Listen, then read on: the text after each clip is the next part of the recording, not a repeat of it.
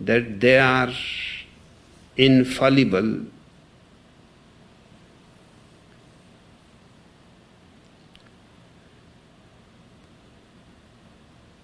And it is so clear that nobody is infallible.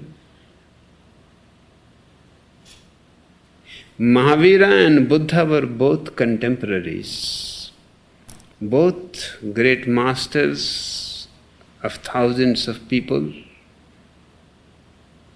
and both in the same state, Bihar in India.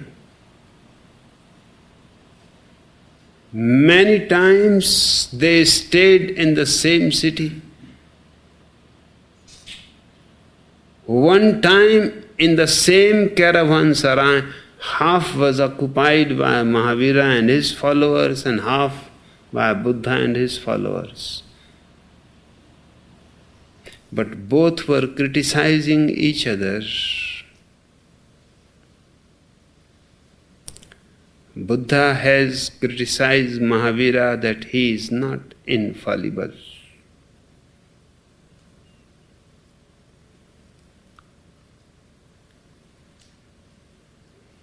He and his followers believe that he is omniscient, all-knowing, past, present, future. All the qualities of God, because Jainism and Buddhism both do not believe in God. So all the qualities have to be put somewhere else, because people need them.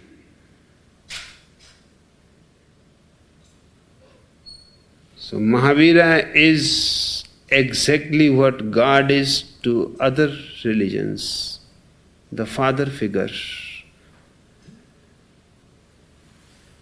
And if he commits mistakes, then certainly he will lose his following. And Buddha is continuously criticizing. Buddha was younger than Mahavira.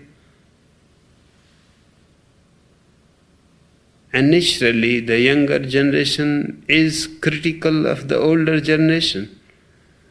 Mahavira was already established. Buddha was trying to find converts. He has to criticize those who were established.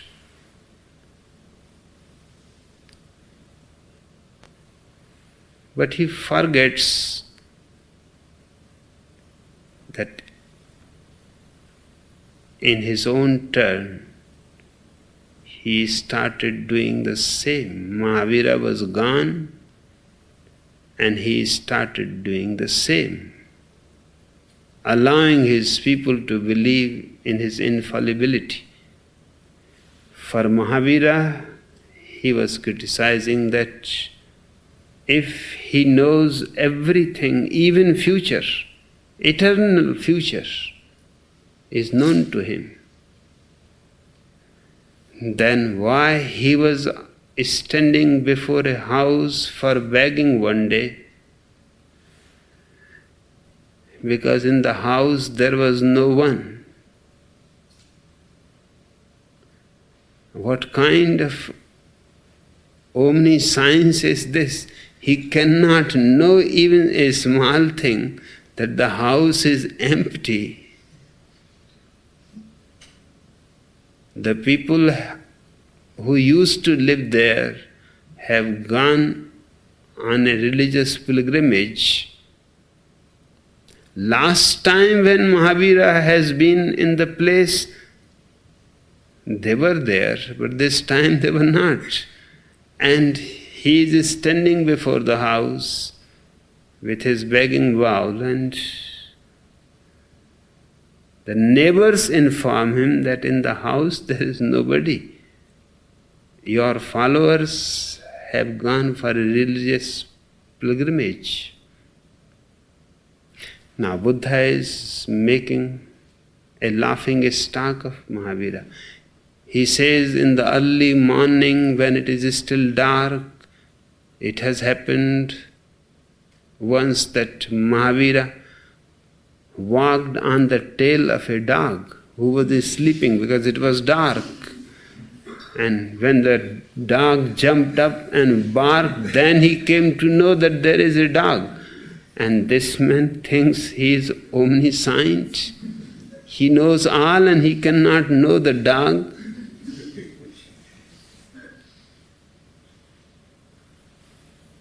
But to me,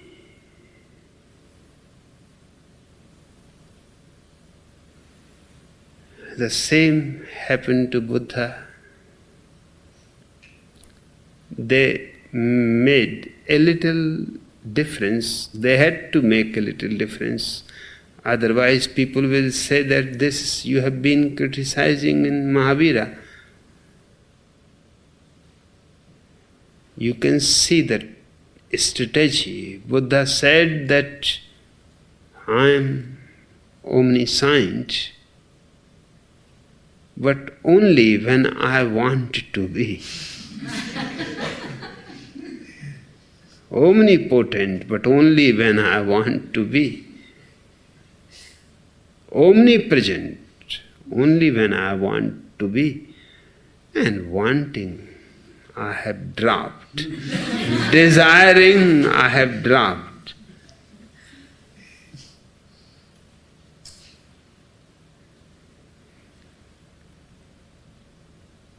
But putting himself on the same pedestal,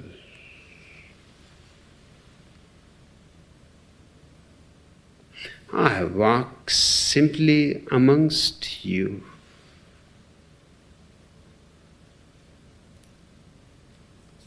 Many of you may be in many ways more talented than me.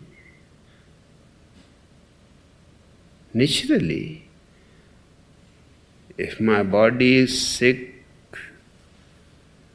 then my doctor knows more than I know.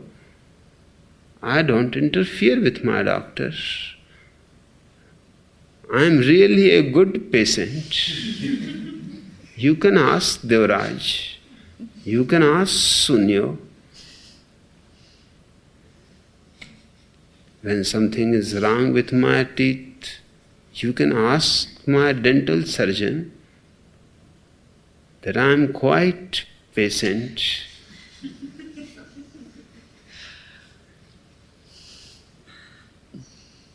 In fact, he must be wondering because nobody loves dentist's chair.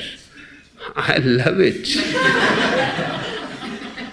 I really enjoy it. I find a small excuse and I immediately tell my dentist to start arranging. I am coming.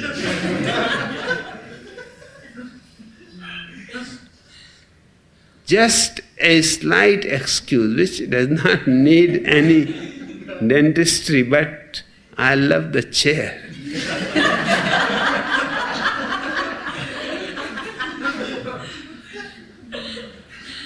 And I never interfere, whatever they are doing, messing with my teeth or what they are doing, I allow them to do. That is their work and their responsibility. And I don't know anything about it. So I simply keep myself out. There are people amongst you who are better in many ways.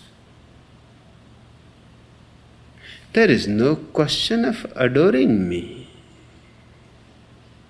It is more than enough that you love me.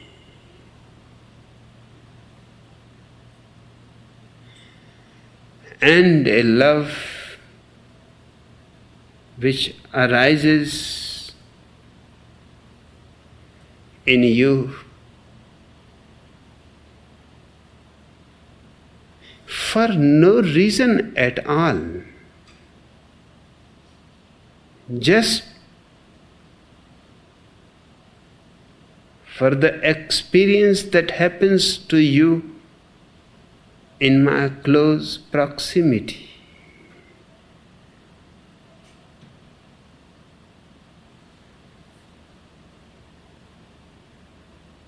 And I am absolutely certain that no disciple of mine can have any grudge against me.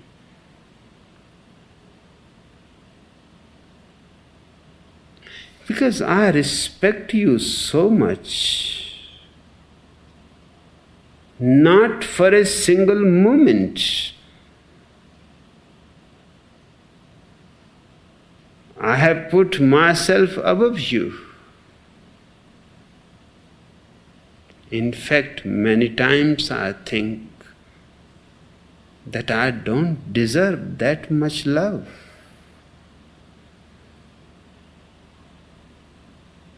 Existence is simply too much kind towards me. I am simply thankful and grateful to all of you.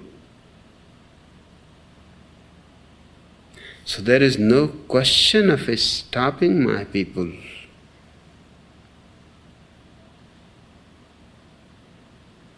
My very way of working is such that you cannot put me on a pedestal. From the very roots, I cut the possibilities. If I see you doing it, I'm going to come to the disco every day.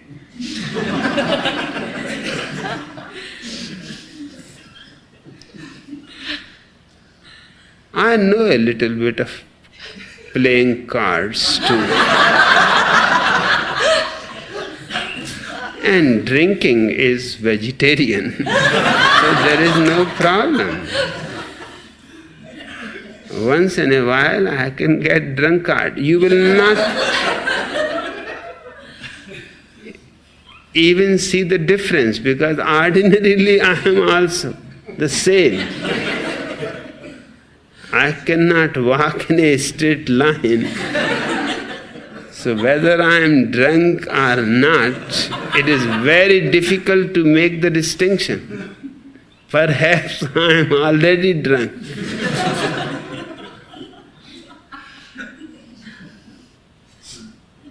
Ask Abhibhava. She knows a little bit. Okay. There are many deprogrammers in America who deprogram people who have left cults. What would happen if one of these deprogrammers kidnapped a Rajneeshi and tried to deprogram them? The Rajneeshi will deprogram him. There is no fear about it, because it is not a cult and we don't have any program. Our whole work is deprogramming.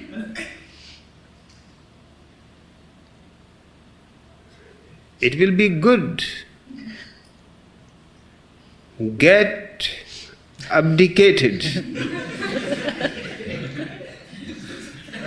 and deprogram the deprogrammer.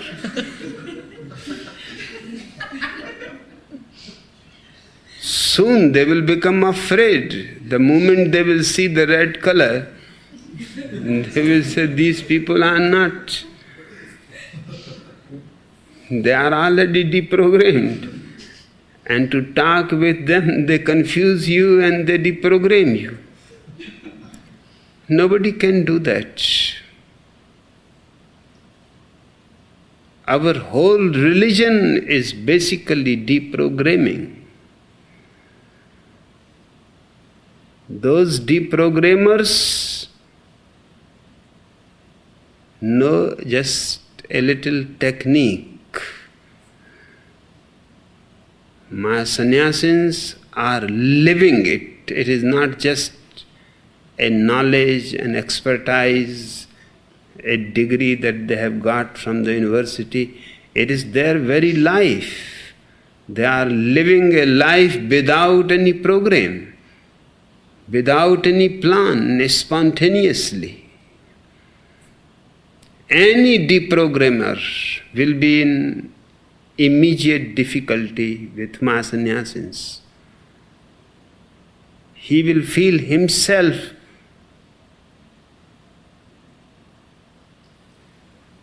that his expertise is of no use, that he himself needs to be deprogrammed. His clarity is not enough. My people's clarity is not an expertise. That is the difference. You are not simply learning a course in a school. You are living a life in a commune. Your whole being is being transformed. It is not just a small part of your mind that collects information.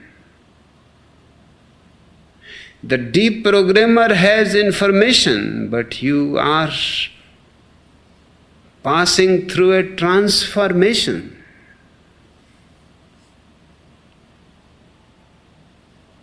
It will be very good. In fact, once in a while, we should send our sannyasins to deprogrammers, just to make them afraid, just to make them aware that expertise is nothing, knowledge is nothing.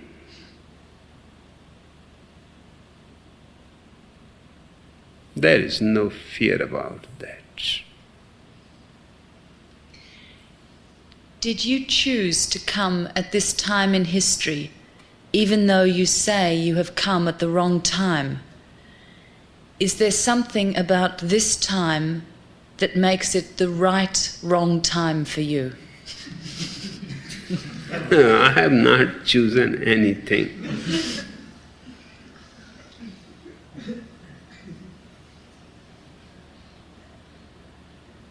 And whenever and wherever I would have been, it would be both a wrong time and a right time.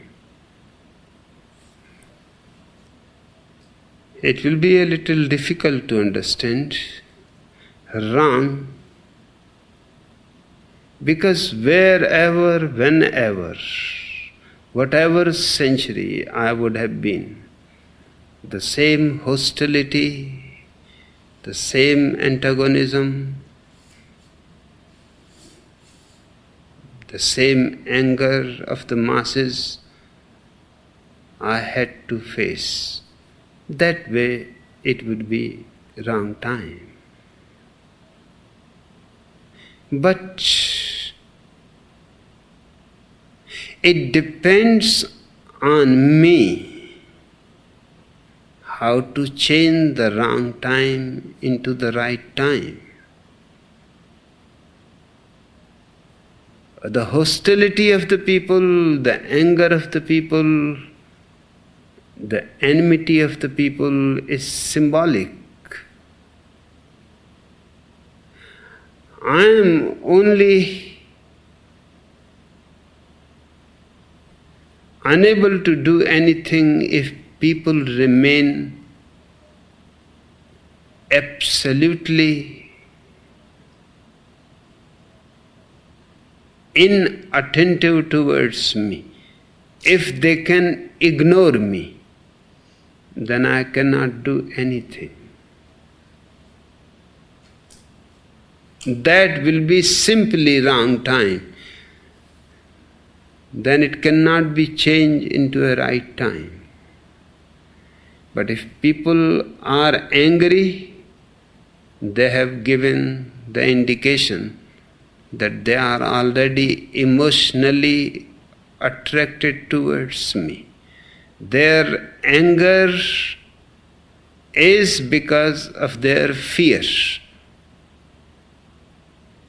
They are angry because they are afraid that this man is dangerous. To come close to him, perhaps you will not have any way to escape. They are creating the hostility and anger and enmity just to protect themselves. But when somebody has started protecting himself, that simply means he is already influenced. He already smells the truth. He is not capable to face it. That's why he is creating walls of hostility. So he need not have to face it. But already he has become interested in me. Already he has shown some kind of emotions towards me. It does not matter that the emotions of anger and hate and hostility are not favorable. That is very simple to change them. Once a person is emotionally attracted towards me, his hate can be changed into love very easily. Because hate and love are not very different things, just two sides of the same coin.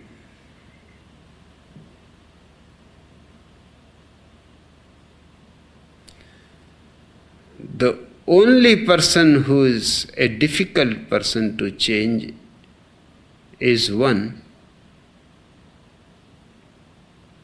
who has no emotional idea about you, neither of love nor of hate, who simply passes by your side as if you are not there. But it is difficult. As far as I am concerned, it is difficult to ignore me. I will not allow anybody to ignore me. They will have to take notice, and they will have to take a certain stand, for or against. That is the beginning of my work. Those who are for are already with me. Those who are against are getting ready sooner or later to be with me. Their very hatred is symbolic.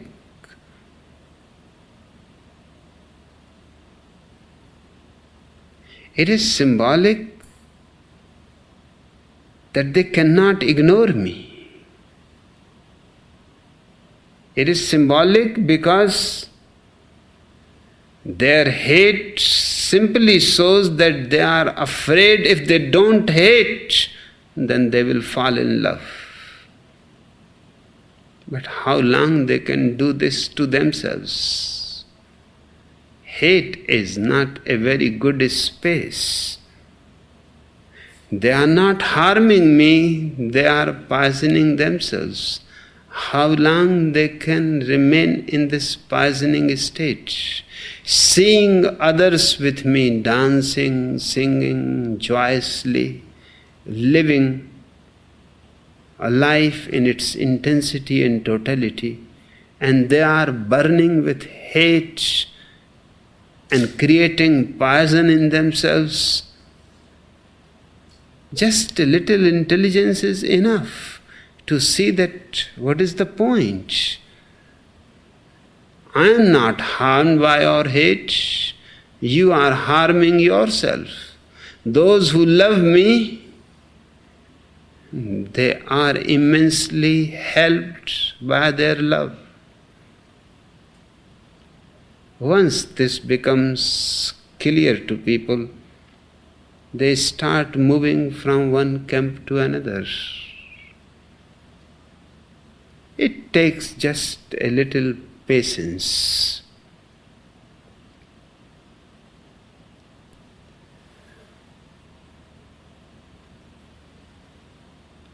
I have not chosen this time to be, because I don't choose anything.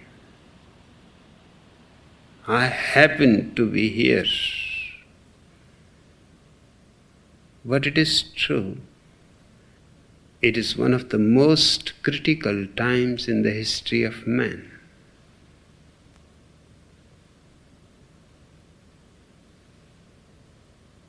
Perhaps never before man has come to such a point where something of an ultimate decision has to be made.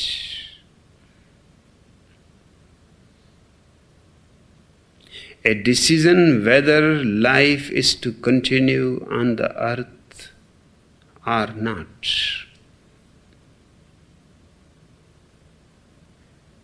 Single individuals have committed suicide.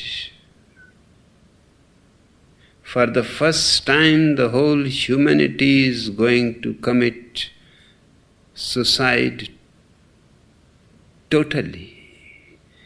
Not only humanity, but all living animals, trees, everything that has life. It is a tremendous decision, and I don't think that people will like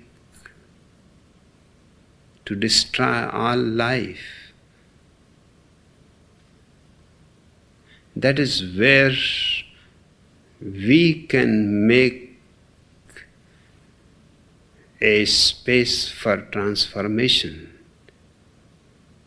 Because if they don't want to die, they don't want life to disappear, then the only way is that mankind has to change its ways, its lifestyle,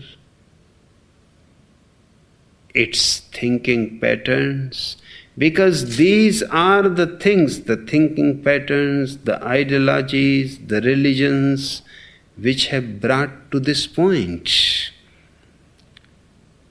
The point is not unconnected with your history. It is the climax of your history. If you want this point never to happen again, then you have to start living in a totally different way. Otherwise, history repeats itself.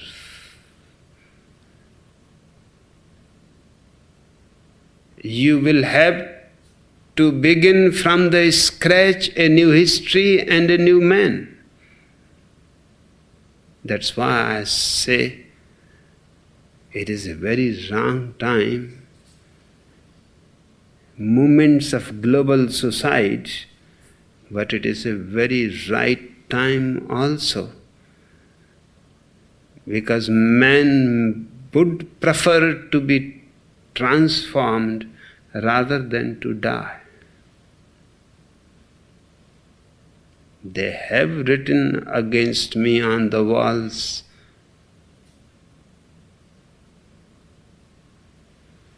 it is better to be dead than to be read, but they have not thought about it.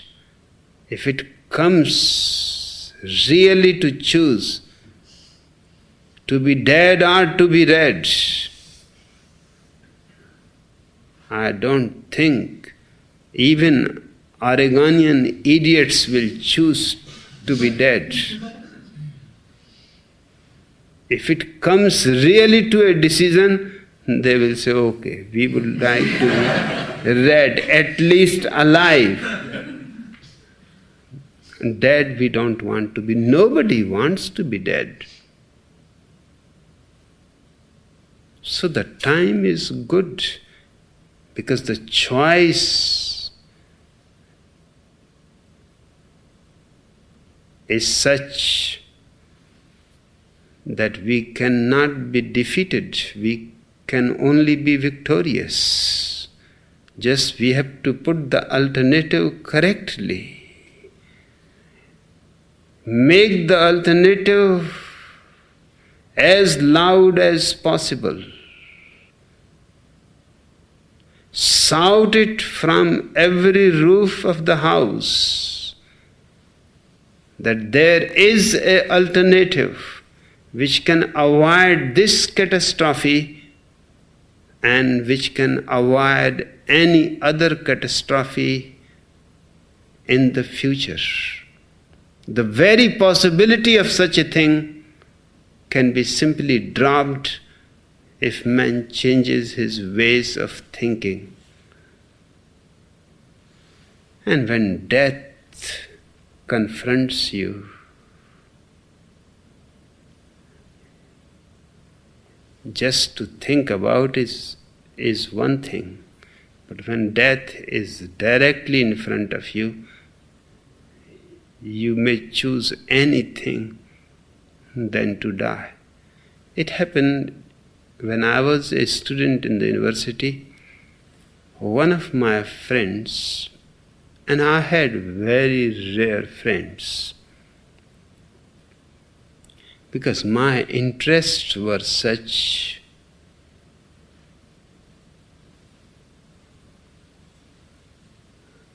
I will not go to the movies, I will not go to the concerts, I will not go to the parties.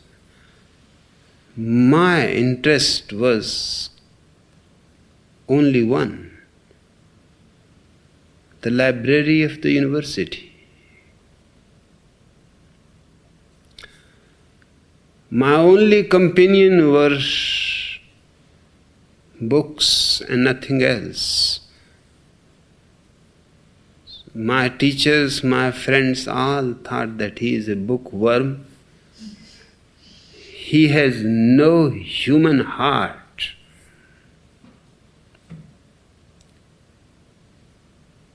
But this one young man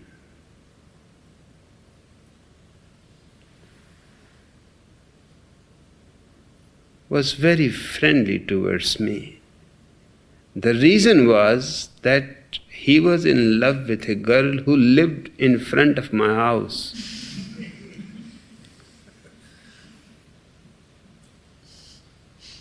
The girl was a Bengali girl, very beautiful girl. And just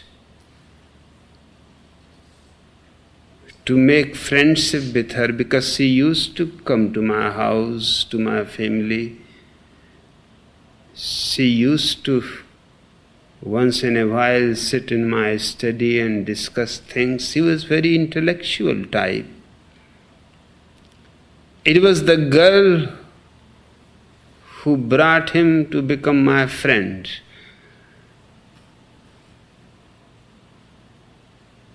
But the girl was not interested in him at all. And he was more and more becoming mad after her. So mad that he started learning Bengali, speaking Bengali, using Bengali clothes. He went to Calcutta for 6 months to speak exactly the way Bengalis speak.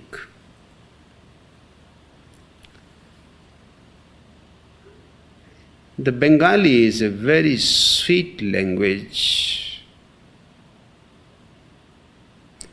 Each word is very rounded, no corners. Even if two persons are fighting, it will seem as if they are in a friendly conversation. The language is so sweet and glowing. It is just the opposite of Marathi. If two persons are in conversation, it will seem that the fight is going to start any moment. The language is very primitive, rude. The sounds are not musical. The care has not been taken that the sounds of the words should be musical too. A real language will not think only of meaning, it will also think of music. So that even a person who does not understand the language can at least experience the music of it. He became a perfect Bengali.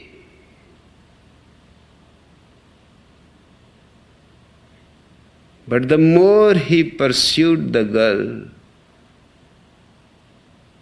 the more she became adamant. She told me, whatever happens, I am not going to have any relationship with this man. He seems to be crazy, utterly mad.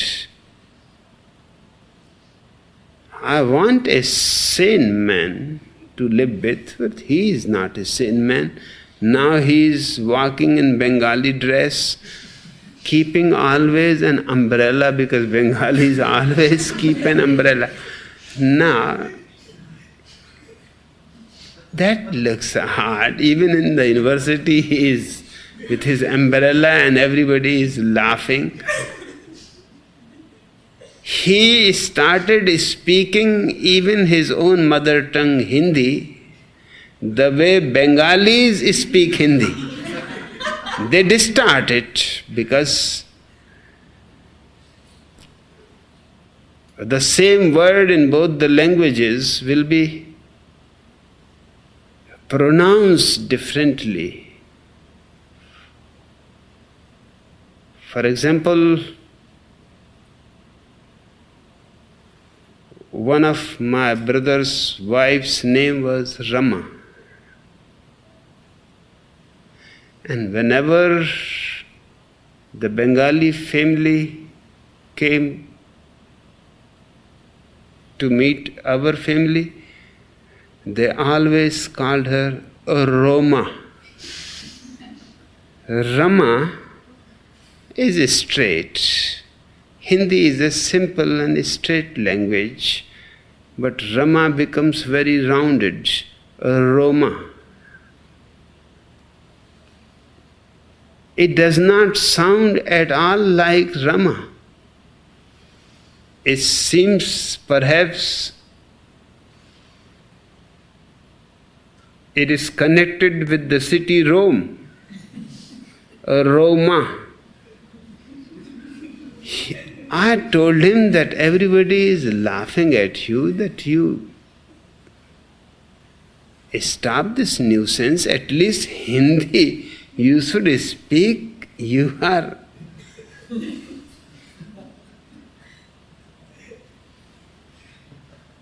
looking an idiot. If a Bengali speaks Hindi in a Bengali tone, it is understandable. But your mother tongue is Hindi. But there was no way. He was determined to be Bengali in every possible way. He will eat Bengali food. His father was a doctor. He told me that I have only one son and that too is insane. Now that idiot has started bringing fish in the house because he says Bengalis eat fish and rice. That is their main diet, rice and fish. And the father said, the fish, I have never imagined in my life that in my house, my own son, and he is my only son, my wife is dead, I have given him the love of the mother, of the father, and everything. And he turned out to be an idiot.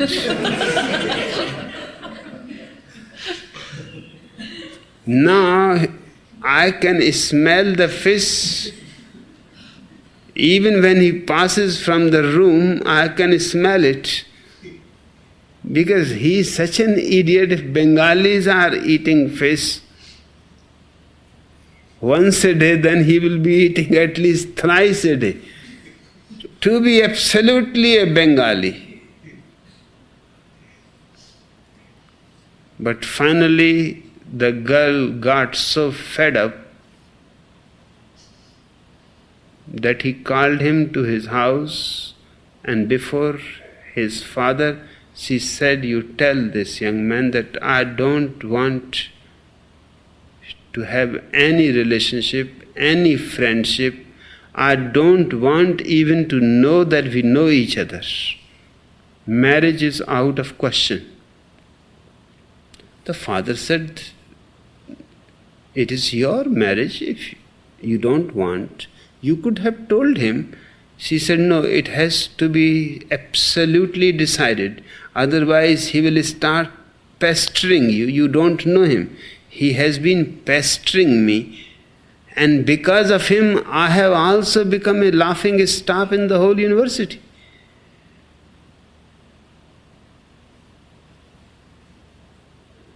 He did his last act. He went home. He closed the room and announced from inside the room that I am going to kill myself. Nobody should try to open the doors or do anything. Otherwise, I will immediately shoot myself. His father used to have a gun. He was a hunter. So the gun was inside. And everybody was afraid. They persuaded, they said everything, but he said no. Unless that girl comes and says that she is going to marry me, otherwise there is no way. I am going to finish myself. I cannot imagine myself without her. The father went to the girl's father. He said, "I can understand that this is simply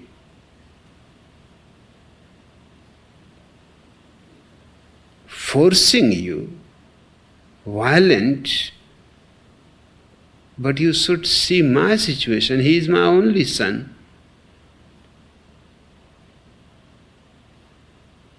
All that I have done and earned and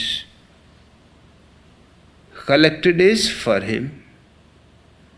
And now he is sitting with a gun and he says, unless the girl comes and says that she is going to marry me." The girl's father said, "I can understand your difficulty. I can call the girl. I have no objection. In fact, I like your boy. There is nothing wrong in it. And he has learned the Bengali and he talks with me, and even I cannot detect that he is not a Bengali. He has a certain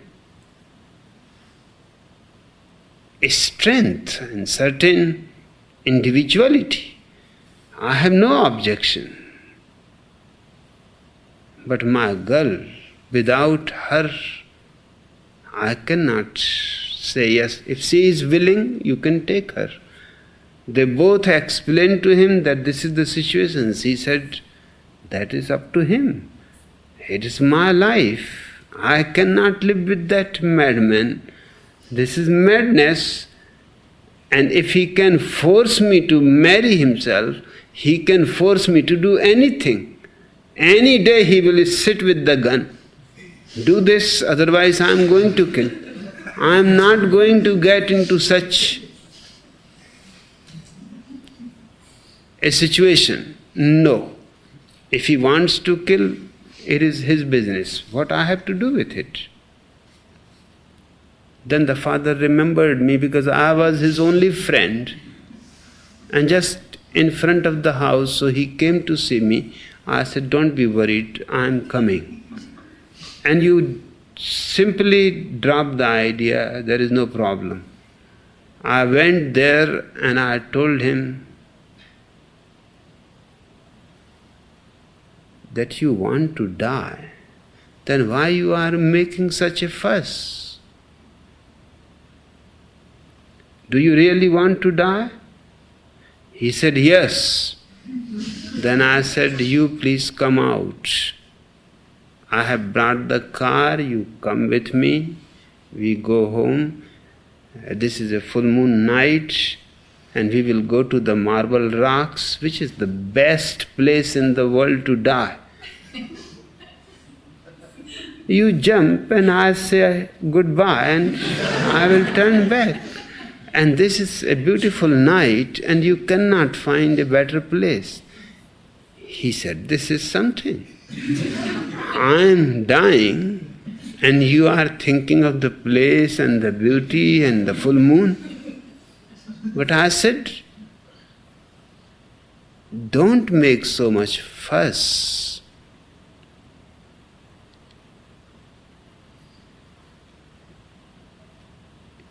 I am showing you the best way.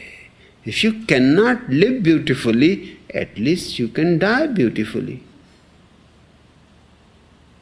And who knows, because we will be sleeping and in the middle of night we will go and you will be in my home, perhaps the girl seeing you, and I will inform her that this is the procedure how we are going to dispose him completely.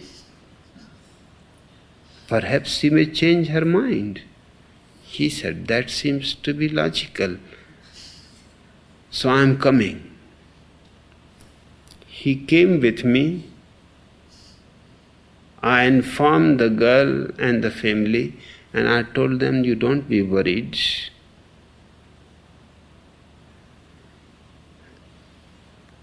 I told him that the best time will be between 2 and 4 in the night. And you are going to die, I am going to still live. So why waste the whole night? 4 o'clock we will go. You take the jump. And I can see you off and can have a good morning walk back home. He looked at me with suspicion. He said, I used to think you are my friend. I said, that's what I am doing. A friend in need is friend indeed. You want to die, I am trying to make it as beautiful as possible. What else do you want? Anything else you just say. He said, I am not saying that. All people, neighbors, my father's friends and others came and they all persuaded me not to kill. Wait, you can find a better woman, or perhaps she may change her mind. Don't be in a hurry. And this is stupid. And if the girl does not want, the world is full of so many beautiful girls. We will find a better girl for you. They all tried that I should not die. You are the only person who are making every arrangement for my death. I said, this is my approach. If I am your friend, I will do whatever you feel like doing. If you want to die, I will not interfere in your freedom. I will help as far as I can. So we will go to sleep and we will put the alarm for 4 o'clock. And at 4 o'clock when the alarm went off and I reached to the clock, his hand was already putting it off. I said, what are you doing? You are putting the alarm off. He said, yes, I am putting the alarm off and I don't want to die. The whole night I could not sleep and you are so insistent.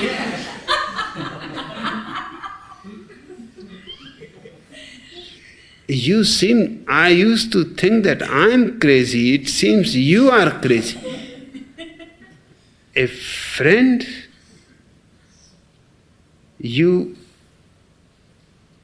took the car to the garage, filled the whole tank,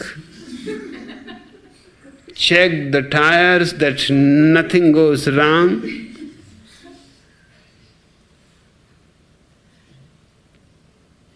You seem to be strange. I said, but according to the decision, now it is 4 o'clock. And I don't want to be caught by the police. So you just get up and we go. And we have to finish the whole thing before the sun rises and anybody comes to know. I have to be out of the space,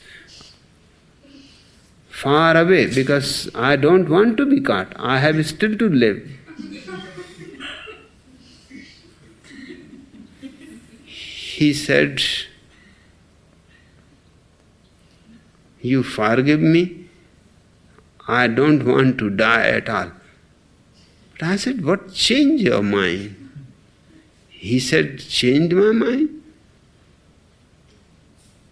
There are millions of women I can find.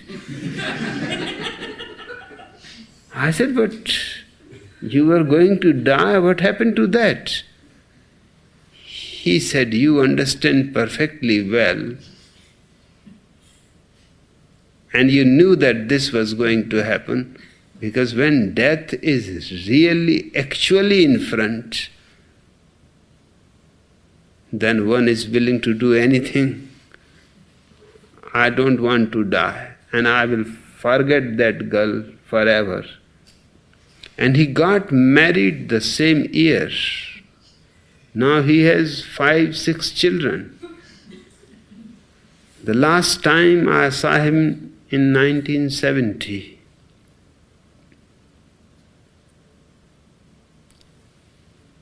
I asked him how things are going on. He said, perhaps I had followed your idea and died. That would have been far better. The life is so ugly. I have got a woman who is continuously pain in the neck, the children, half a dozen, no peace, no silence. My father is dead, so I have to take care of all his properties and lands. And I am too much burdened. And I think many times of that night, perhaps you were right. I said, I'm still ready.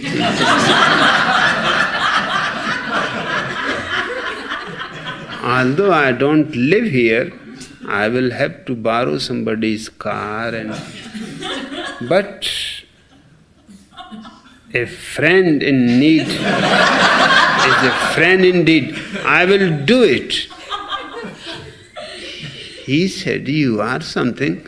I have 6 children to look after. As death became again a reality and seeing at me that I am absolutely serious and I will arrange, he said, no need to arrange.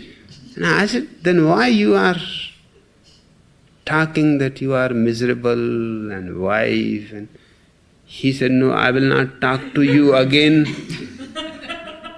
You forgive me again. That time you forgave me once more. I am perfectly happy. I don't want to die. Death is something that you may enjoy the idea of dying. You may sometimes enjoy the idea of committing suicide. Everybody, almost everybody, once in a while enjoys the idea. But that is only an idea. If actually it becomes a reality, you will change your mind immediately. For the whole humanity, death has become a reality for the first time. So it is a wrong time in that sense. A very critical and tragic phase.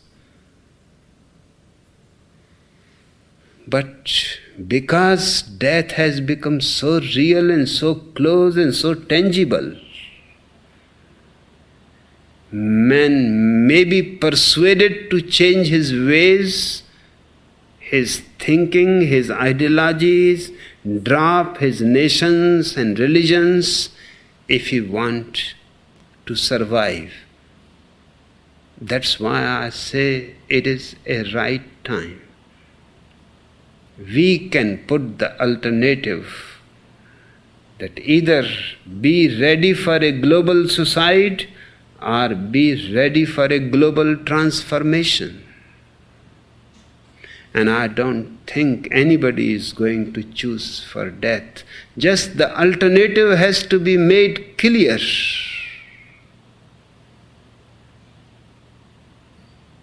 And that is going to be the effort of all the sannyasis around the world. Make the alternative clear to everybody.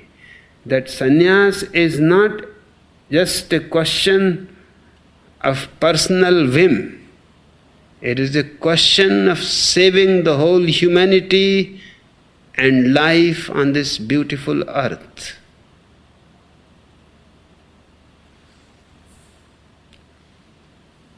More questions are there? No more questions. Good.